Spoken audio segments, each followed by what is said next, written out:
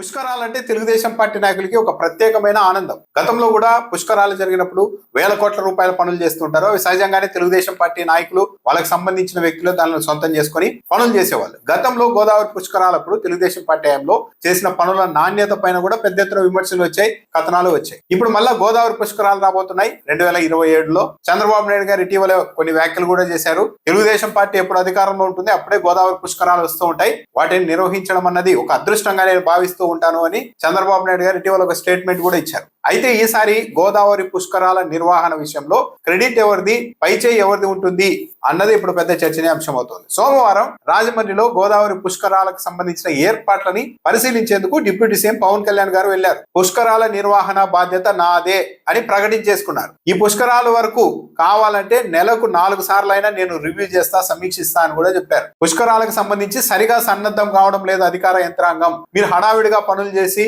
కూలిపోయేలాగా పనులు చేస్తే ఎన్డీఏ ప్రభుత్వానికి చెడ్డ పేరు వస్తుంది అని కూడా వ్యాఖ్యానించారు. దాంతో పాటు పర్యావరణ శాఖ మంత్రిగా ఉన్నప్పటికీ కూడా, నేనే మంత్రిగా ఉన్నప్పటికీ కూడా ఆ శాఖలో నిధులు లేవు అని కూడా వ్యాఖ్యానించారు. అంటే చంద్రబాబు నాయుడు గారి ప్రభుత్వం నిధులు ఇవ్వడం లేదు అని పరోక్షంగా చెప్తున్నారా?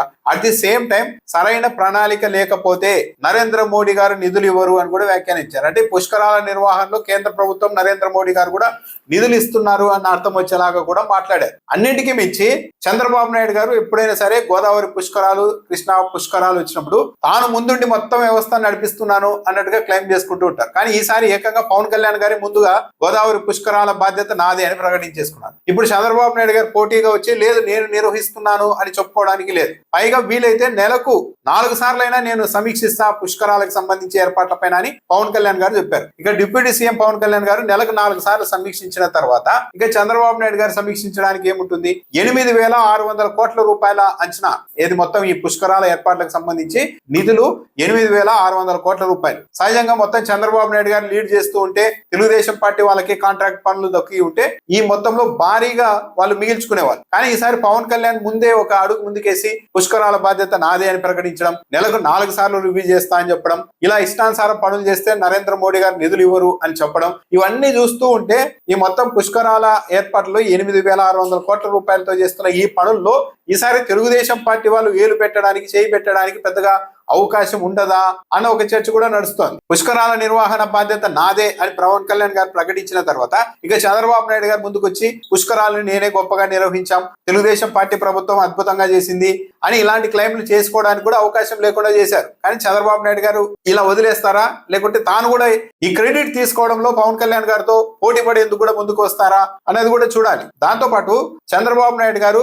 పవన్ కళ్యాణ్ గారు ఇటీవల అంటే గత శుక్రవారం సచివాలయంలో అటవీ శాఖ ఉన్నతాధికారులతో సమీక్ష నిర్వహించారు. ఏది ఈ సీడ్ బాల్ అంటే విత్తనాలు చల్లి అడవుల్ని అన్ని పెంచడం కోసం ఏర్పాటు చేసిన కార్యక్రమం పైన సమీక్ష నిర్వహించారు. కానీ విడివిడిగా సమీక్ష నిర్వహించారు ఒకే రోజు సచివాలయం. చంద్రబాబు నాయుడు గారు ఉన్నతాధికారులతో ఒకసారి, పవన్ కళ్యాణ్ గారు అటవీ శాఖ ఉన్నతాధికారులతో ఒకసారి సమీక్ష నిర్వహించారు. ఎందుకు సచివాలయంలో సీఎం తో పాటు డిప్యూటీ సీఎం కూడా కూర్చొని అధికారులందరినీ ఆటకే పిలిచి సమీక్ష చేసి ఉంటే సమయం మిగిలిపోయేది. ఒకే అంశం మీద ఒకేసారి అక్కడే ఇద్దరు నాయకుల దగ్గర కూర్చొని ఈ సమీక్షను అంతా భరించాల్సిన అవసరం కూడా అధికారులకు ఉండేది కాదు కదా. మరి ఎందుకు చంద్రబాబు నాయుడు గారు, పవన్ కళ్యాణ్ గారు ఆ రోజు కలిసి సమీక్ష చేయలేకపోయారు అన్న దాని మీద కూడా చర్చ నడుస్తోంది.